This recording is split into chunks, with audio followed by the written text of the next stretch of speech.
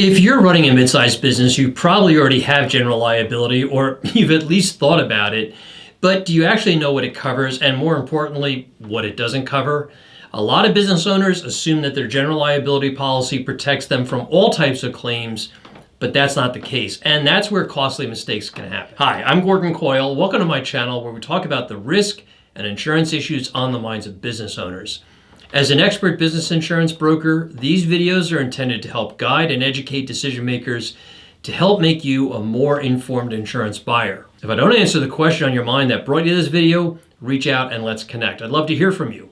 Oh, and if you find this video helpful, can you do me a favor and hit that like button and subscribe?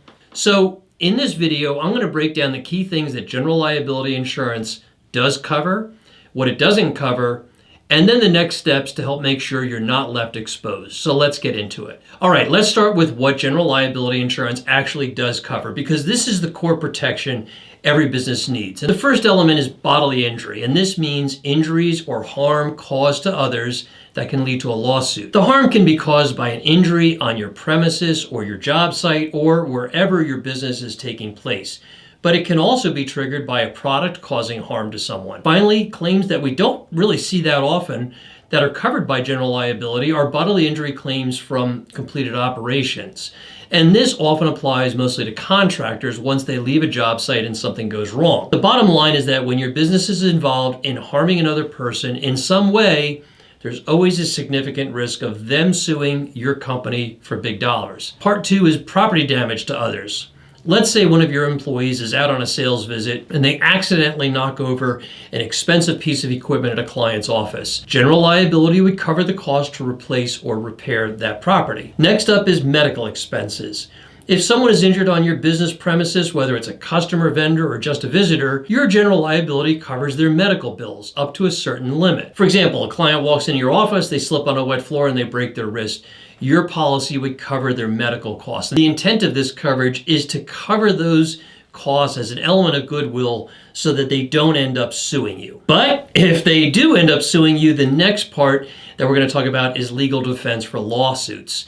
One of the biggest reasons businesses need liability insurance is to handle lawsuits. If your business is sued for causing harm to a third party, whether it's a bodily injury, property damage, or even a reputational harm, your general liability insurance is going to cover the legal fees, court costs, and settlements up to the policy limits. Lawsuits can cost hundreds of thousands of dollars, so having this protection is critical. And the last piece is advertising and personal injury claims. This one surprises a lot of people. If your business is accused of things like libel, slander, or false advertising, general liability can cover the legal costs.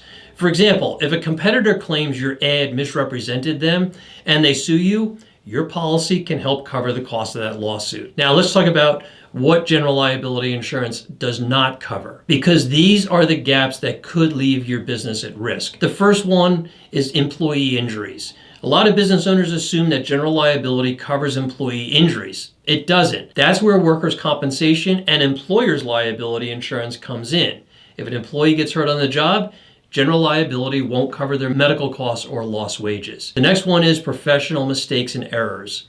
If you provide consulting, advice, or professional services, and a client claims that you made an error that cost them money, general liability won't cover that either. That's where you need professional liability or E&O insurance. For example, if you run an IT consulting firm and a mistake in your advice causes a client's network to crash, general liability insurance isn't going to cover that claim. Next one is auto accidents involving company vehicles.